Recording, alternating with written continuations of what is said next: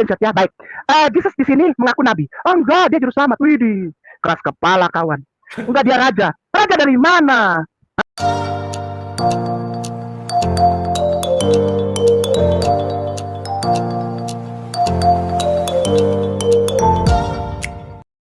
Halo teman-teman, berjumpa lagi dengan Brother Phil. Kembali kita akan sambung menanggapi pernyataan dari Saudara Ahmad Kainama dan juga Saudara Aristo.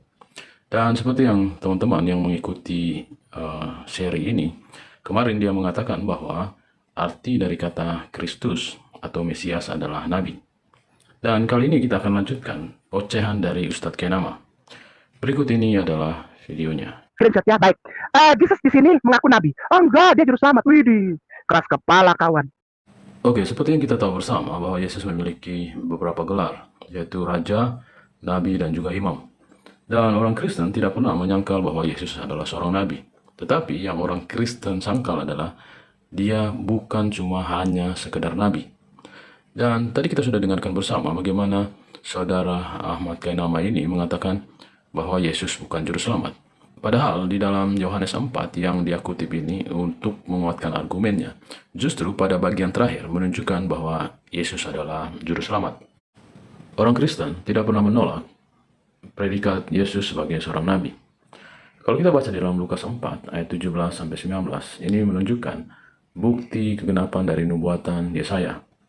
Di sana dikatakan kepada Yesus diberikan kitab Nabi Yesaya, dan setelah dibukanya ia menemukan nas di mana ada tertulis, Roh Tuhan ada padaku, oleh sebab ia telah mengurapi aku untuk menyampaikan kabar baik kepada orang-orang miskin, dan ia telah mengutus aku untuk memberitakan pembebasan kepada orang-orang tawanan dan penglihatan bagi orang-orang buta, untuk membebaskan orang-orang yang tertindas, untuk memberitakan tahun rahmat Tuhan telah datang.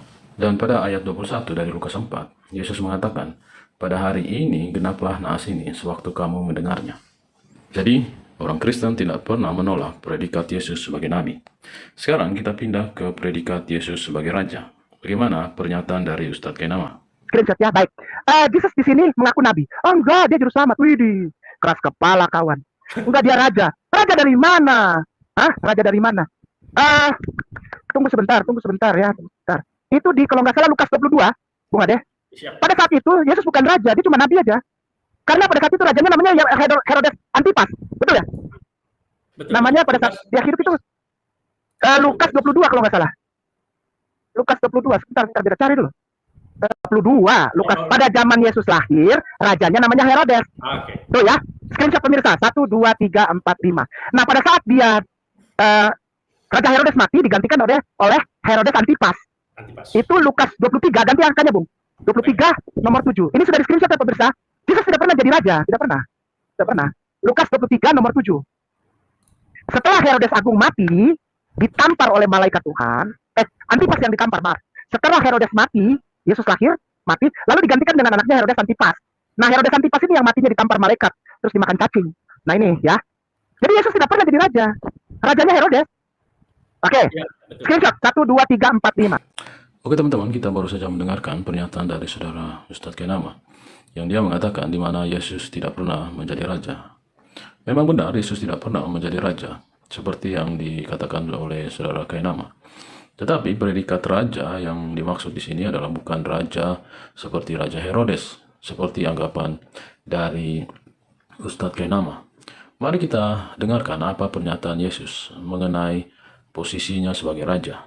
Apakah Yesus memiliki kerajaan sehingga dia layak menjadi raja? Mari kita dengar pengakuan Yesus sendiri. Masih dalam kitab Lukas yang dikutip oleh Saudara Kainama. Kali ini di pasal 22, ayat 28-30. Yesus katakan, kamulah yang tetap tinggal bersama-sama dengan aku dalam segala pencobaan yang aku alami. Aku akan menentukan hak-hak kerajaan bagi kamu, sama seperti Bapakku menentukannya bagiku, bahwa kamu akan makan dan minum semeja dengan aku di dalam kerajaanku, dan kamu akan duduk di atas tahta untuk menghakimi ke-12 suku Israel. Jadi sangat jelas di sana ya. Yesus mengatakan bahwa dia memiliki kerajaan. Tidak berhenti di situ. Kalau kita baca dalam Yohanes 18, di mana Yesus diperhadapkan di depan Pilatus untuk diadili dengan tuduhan bahwa Yesus ingin menjadikan dirinya raja menggantikan Pilatus. Tetapi apa yang terjadi ketika ditanya oleh Pilatus, apakah engkau raja orang Yahudi? Yesus menjawab di ayat 36, kerajaanku bukan dari dunia ini. Jika kerajaanku dari dunia ini, pasti hambaku telah melawan, supaya aku jangan diserahkan kepada orang Yahudi. Akan tetapi kerajaanku bukan dari sini. Jadi dari dua ayat ini kita bisa melihat bahwa Yesus memiliki kerajaan. Kalau Yesus memiliki kerajaan, artinya dia adalah seorang raja. Yohanes 18, 13. Apakah Yesus nabi? Imam pada saat itu. Raja udah bukan ya, raja sudah bukan ya. Karena pada saat itu ada dua raja, Herodes Agung, Herodes Antipas. Yohanes 18, 13. Kan gitu, gampang aja kok. Ya. Silakan tuh lihat tuh, screenshot. Ada boleh baca. Baik, lalu mereka membawanya mula-mula kepada Hanas, karena Hanas adalah mertua Kayafas, yang pada tahun itu menjadi imam besar. Tuh. Imam besarnya bukan Yesus. Gimana? Yesus. Gimana? Dia adalah imam. Dari mana kayak apa? Oke teman-teman, kita sudah dengarkan bersama bagaimana Ustadz Kainama membuktikan bahwa Yesus bukanlah imam besar pada waktu itu. Memang benar, Yesus bukanlah imam besar pada waktu itu. Tetapi gelar imam besar yang disandang Yesus bukanlah imam besar seperti yang disandang oleh Kayafas atau Hanas. Kita bisa baca di dalam Ibrani 4. Di sana dikatakan, Yesus sebagai imam besar. Ayat 14 katakan, karena kita sekarang mempunyai imam besar, agung, yang telah melintasi semua langit, yaitu Yesus, anak Allah. Baiklah kita teguh berpegang pada pengakuan iman kita. Jadi, gelar imam yang disandang Yesus bukan seperti gelar imam seperti yang disampaikan oleh saudara Kainama. Kalau kita baca di dalam Ibrani 5, di sana menunjukkan perbedaan antara keimamatan Yesus dan juga keimamatan imam-imam yang lain. Di sana dikatakan, sebab setiap imam besar yang dipilih dari antara manusia ditetapkan bagi manusia dalam hubungan mereka dengan Allah, supaya ia mempersembahkan persembahan dan korban karena dosa. Ia harus dapat mengerti orang-orang yang jahil dan orang-orang yang sesat, karena ia sendiri penuh dengan kelemahan, yang mengharuskannya untuk mempersembahkan korban karena dosa, bukan saja bagi umat, tetapi juga bagi dirinya sendiri. Jadi sangat jelas di sana, keimamatan Yesus bukan dari Harun, tetapi menurut peraturan Melkisedek. Dan jika imam-imam yang lain berdosa dan harus mempersembahkan korban, sebelum mempersembahkan korban untuk Jumat, sementara Yesus sendiri tidak pernah berbuat dosa. Oke teman-teman, kita sudah menyanggah satu persatu pernyataan dari saudara Kainama. Dan kita melihat tadi, Yesus memiliki gelar nabi, imam, dan raja. Dan kepada ketiga gelar inilah yang biasanya diurapi. Makanya Yesus disebut Mesias atau Kristus.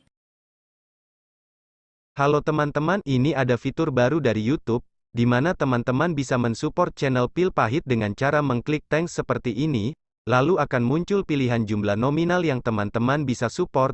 Setelah itu kirim, teman-teman bisa mengirim dengan berbagai aplikasi seperti yang ada di layar. Terima kasih untuk dukungan teman-teman.